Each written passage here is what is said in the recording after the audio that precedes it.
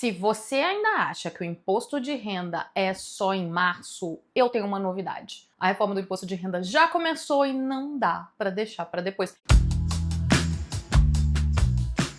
E, como tem muita gente perdida sobre tudo que tá acontecendo, ele veio aí. O famoso Top 10. Então, Top 10, tudo que você precisa saber sobre a reforma do imposto de renda agora, que ela já tá valendo, né? Número 1, isenção até 5 mil, sim, mas não do jeito que a maioria entendeu. A manchete é muito bonita. Quem ganha até 5 mil não paga imposto de renda. Inclusive, tá correto isso, tá? Só que por trás disso tudo tem um mecanismo que muito pouca gente entendeu. Não é que mudaram todas as alíquotas e atualizaram a tabela. O que entrou foi um redutor que pode chegar a R$ 312,89 para zerar o imposto mensal de quem tem a renda tributável até 5 mil reais. E aqui vai a parte importante, isso vale mês a mês. Então não é o salário do mês, a sua média, aquela coisa toda não, tá? E isso leva a gente direto para o nosso ponto número 2, a faixa meio termo, que é a grande faixa esquecida. Até R$ 7.350 tem desconto, acima disso acabou a festa. A reforma criou um corredor de desconto. Quem ganha entre 5 mil e 7.350 tem uma redução parcial e decrescente, ou seja, quanto mais perto você recebe de 7.350, menor o seu desconto. E aí vem a frase que muita gente não quer ouvir. Acima de 7.350 não muda nada na lógica do seu imposto mensal. Segue a tabela progressiva normal, ou seja, para muita gente da classe média a sensação vai ser tipo, tá, peraí, eu com isso. Pois é, essa reforma tem ali os seus ganhadores claros, mas também tem um monte de gente que só vai ficar assistindo porque a história não chega no ouvido deles, o que nos leva pro ponto 3. E esse aqui, ó, promete confusão pra caramba. 3. A maior armadilha do novo IR são duas fontes de renda e a sua isenção, ó, evapora no ajuste anual. Essa aqui é a parte que eu queria que viralizasse, porque é onde o brasileiro comum se enrola todo sem perceber. A isenção até 5 mil reais ela é garantida quando a pessoa ofere dentro do mês renda mensal até 5 mil. Mas, se você tem duas fontes pagadoras, pode acontecer de não reter nada no mês e na apuração anual pode aparecer imposto para você pagar. Sim, é exatamente isso que eu estou explicando. Vou te dar um exemplo clássico. A pessoa tem ali 2 empregos, 2 rendas, cada uma passa batido na retenção, porque estão abaixo dos 5 mil reais. Mas aí, no ajuste anual, na declaração que você vai fazer lá em abril do ano que vem, junta tudo. Aí o IR aparece que nem um susto, só vai para assombrar a sua vida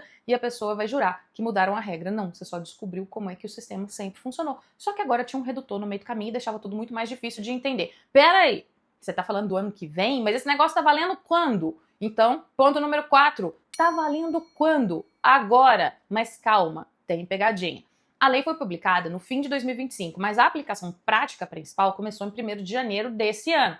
E você já sente isso na retenção e nos cálculos desse mês. Agora atenção, como eu expliquei antes, tem coisa que só vai aparecer com força lá na declaração anual, lá no ano que vem. O imposto de renda que você vai declarar agora, em março, abril, na verdade, é o imposto de renda do ano passado, de 2025. A gente sempre declara o que pagou só no ano seguinte, por isso que pode ter uma confusãozinha. Falando em confusão de prazo, peraí, temos o ponto número 5. 5, o prazo dos dividendos virou uma bomba relógio e ninguém tá podendo ignorar isso. Calma, que esse aqui é um pouco mais complexo. A lei colocou uma condição para lucros de 2025, até 2025 na verdade, continuarem isentos. A empresa teria que aprovar formalmente a distribuição até 31 de dezembro de 2025.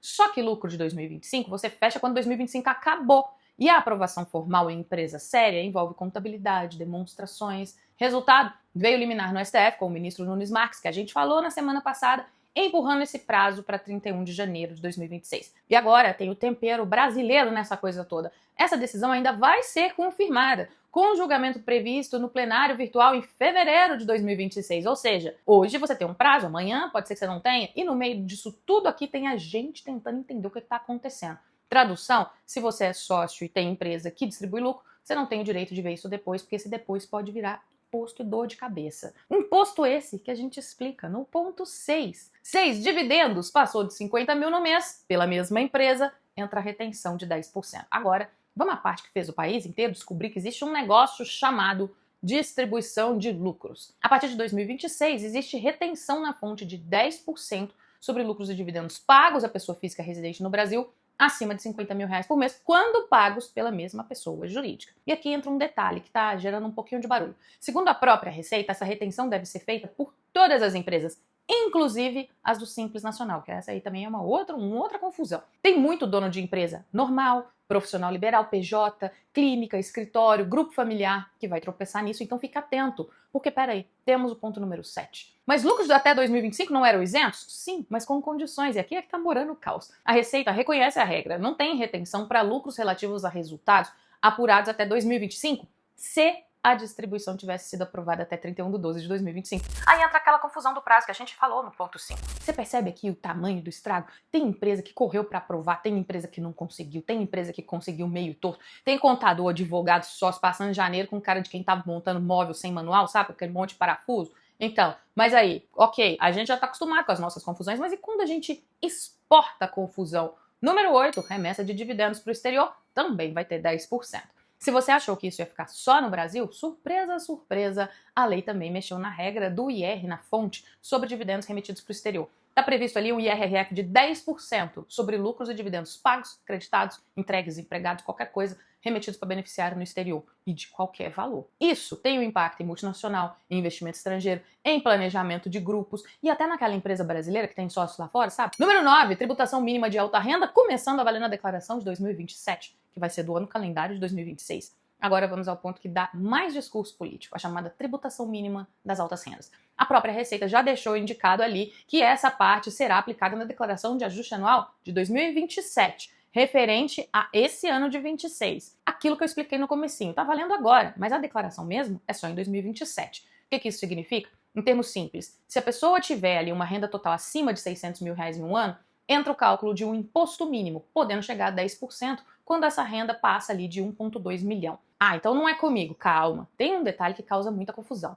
A base considera um conjunto grande de rendimentos, inclusive alguns que as pessoas tratam como isentos no senso comum. E a lista de exclusões também existe, como por exemplo, existem hipóteses de poupança, alguns títulos específicos que estão fora desse cálculo. Ou seja, isso ainda vai dar muito conteúdo, muita dúvida e muita gente descobrindo que planejamento tributário não é pecado. Pecado é fazer de conta que a lei não existe. E por último, mas não menos importante, 10. O que ninguém está prestando atenção, mas deveria.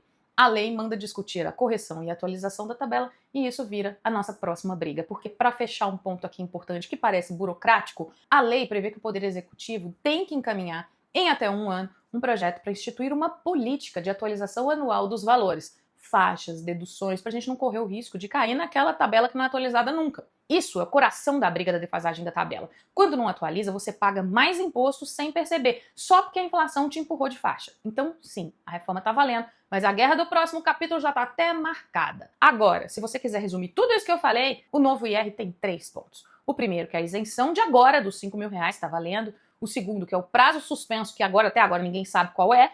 E o terceiro, a tributação mínima da declaração do ano que vem, que vai sim pegar muita gente de surpresa. Gostou desse conteúdo? Curte, compartilha, manda isso para aquele amigo que acha que imposto só existe quando a Receita manda notificação, sabe? E lembra, toda segunda-feira, 9h30 da manhã, tem Não Vou Passar Raiva Sozinha no Estadão para te explicar mais confusões tributárias que nem essa, numa linguagem que todo mundo consegue entender.